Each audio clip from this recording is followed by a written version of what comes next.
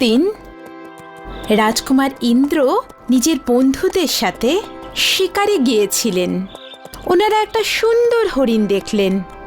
রাজকুমার ওর পিছু ধাওয়া করলেন, কিন্তু একটু পরে হরিণটা জঙ্গলে হারিয়ে গেল।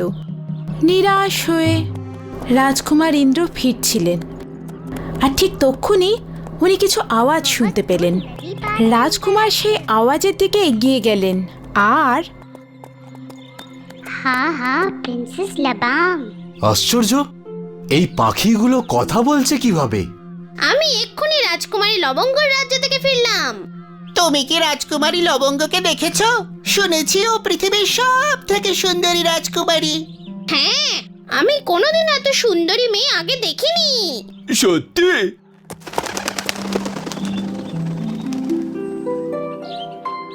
দাঁড়াও দাঁড়াও, আমাকে বলো, এই রাজকুমারী লবঙ্গ কোথায় থাকেন?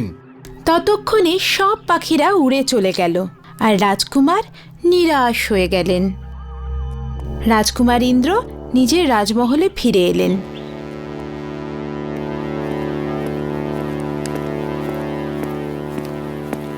মা, এই রাজকুমারী লবঙ্গ কে, আর ওনার রাজ্যই বা কোথায়?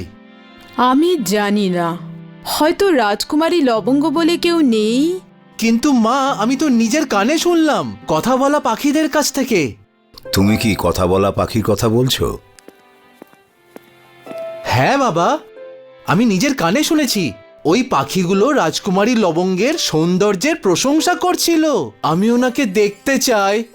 রাজকুমারী লবঙ্গ নামে এরকম কোনো রাজকুমারী নেই ইন্দ্র। তাও আমি নিজে একবার খোঁজ করে দেখতে চাই। বাবা, আমি ওনাকে খুঁজতে যেতে চাই। রাজা ধীরাজ সিং আর রানী রূপমতি অনিচ্ছা সত্ত্বেও নিজেদের প্রিয় রাজকুমারকে যাওয়ার অনুমতি দিয়ে দিলেন। এরপর রাজকুমার ইন্দ্র একা একাই বেরিয়ে পড়লেন নিজের যাত্রায়, রাজকুমারী লবঙ্গের খোঁজে। সারা দিন যেতে যেতে রাজকুমার ইন্দ্র ক্লান্ত হয়ে পড়লেন, আর উনি একটা নদীর তীরে বিশ্রাম করার কথা ভাবলেন।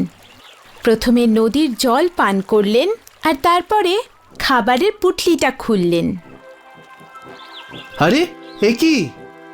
সব মিষ্টিতে তো পিঁপড়ে ধরে গেছে।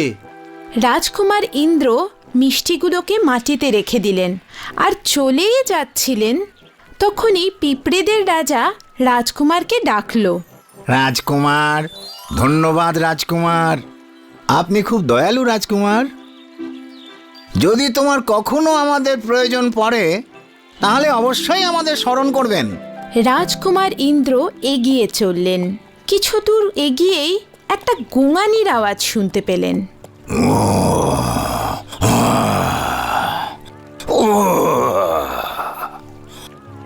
ওখানে একটা সিংহ যন্ত্রণায় কাতরাচ্ছিল।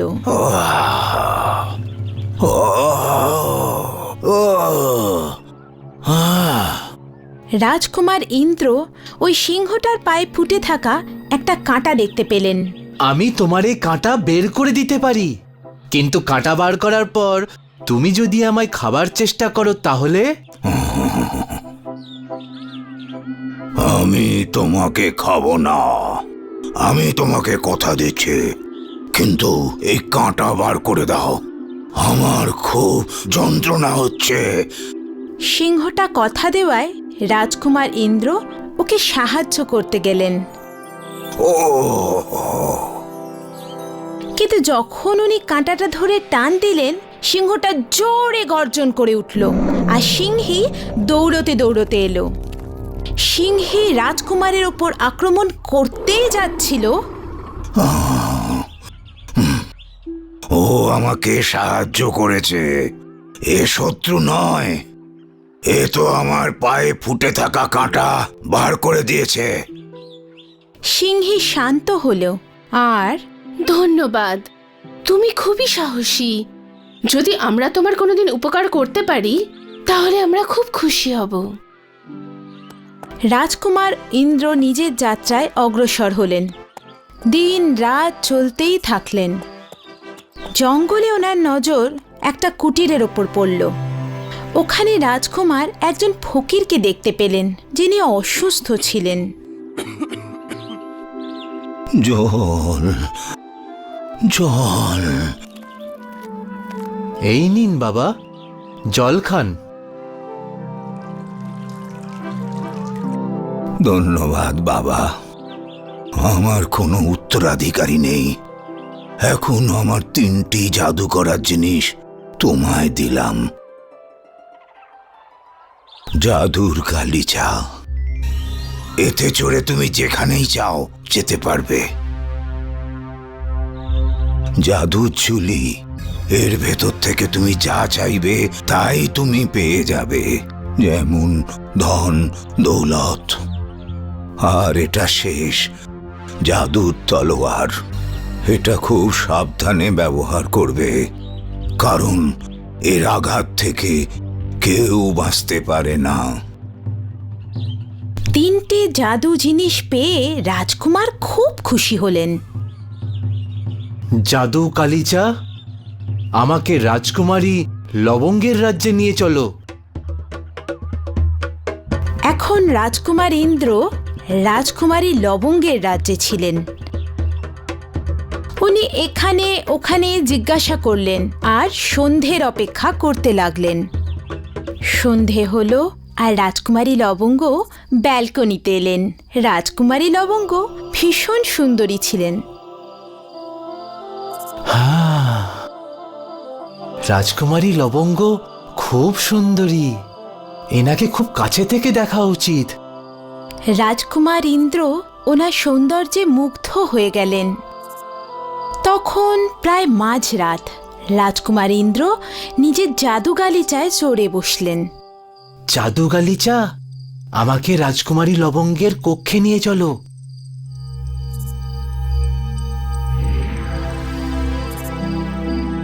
রাজকুমারী নিজের কক্ষে ঘুমোচ্ছিলেন। ইনি তো দেখছি খুবই সুন্দরী। জাদুর থলি, আমার পৃথিবীর সব থেকে সুন্দর আংটি চাই। আংটি পরানোর জন্য যেই না রাজকুমার ইন্দ্র রাজকুমারীর হাতটা ছুঁলেন। কে তুমি? এখানে কি করছো? আমি রাজকুমার ইন্দ্র, রাজা ধীরাজের পুত্র। আমি আপনার সৌন্দর্যের কথা শুনেছিলাম, আর সে সবই সত্যি। আমি আপনাকে বিয়ে করতে চাই। আপনি বিয়ের ব্যাপারে আমার বাবার সঙ্গে কথা বলুন। রাজকুমারী ওখান থেকে লজ্জা পেয়ে চলে গেলেন। নমস্কার, আমি রাজকুমার ইন্দ্র, রাজা ধীরাজের পুত্র। আমি আপনার কন্যা রাজকুমারী লবঙ্গের সঙ্গে বিয়ে করতে চাই। আমার কন্যার সঙ্গে বিয়ে করতে গেলে আমার 3 শর্ত পূরণ করতে হবে। তুমি কি রাজি আছো? হ্যাঁ রাজা মশাই, আমি রাজি। আমার প্রথম শর্ত, তোমাকে 10 বস্তা সর্ষে দানা থেকে একদিনে তেল বার করতে হবে। রাজকুমার ইন্দ্র হ্যাঁ তো বলে দিয়েছিলেন, কিন্তু এরপর পেয়াদা ওনাকে তেল বের করার ঘানির কাছে নিয়ে গেল। আর এবার রাজকুমার ইন্দ্র ভাবতে লাগলেন যে এতগুলো সর্ষে থেকে তেল কিভাবে বের করবেন। আর ঠিক তখনই ওনার পিঁপড়েদের কথা মনে পড়ল। পিঁপড়েদের রাজা, আমার তোমাকে খুব প্রয়োজন।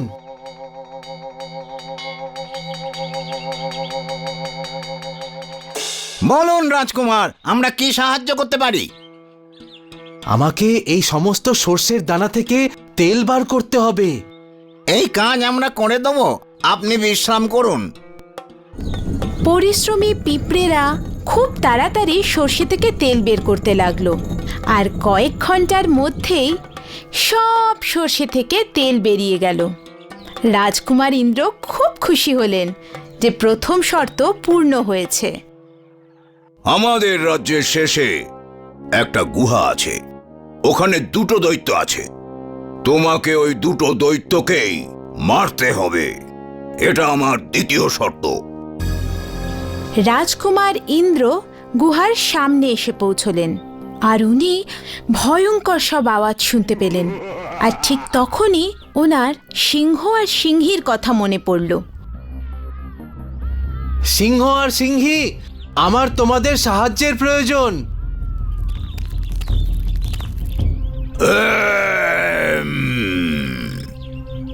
বলো বন্ধু। আমাকে এই দুটো দৈত্যকে শেষ করতে হবে। এটা আমাদের উপর ছেড়ে দাও, আজকে তো আমরা পেট পুড়ে খাবো।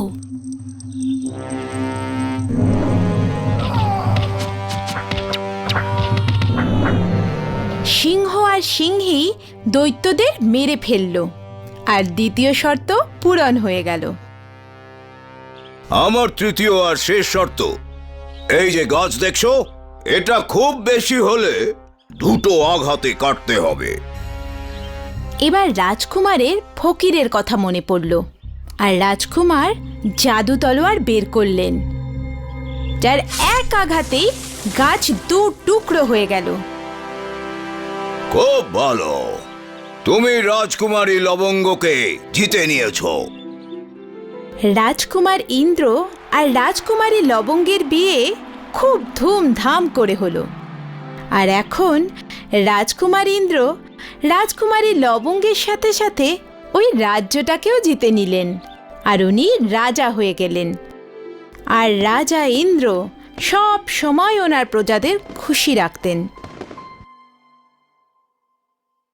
হাই, আমি শাইনি। যদি তোমরা আমাকে এভাবেই দেখতে চাও তাহলে এই ভিডিওটাকে অবশ্যই শেয়ার করো, আর হ্যাঁ, এই চ্যানেলটাকে সাবস্ক্রাইব করতে ভুলো না কিন্তু।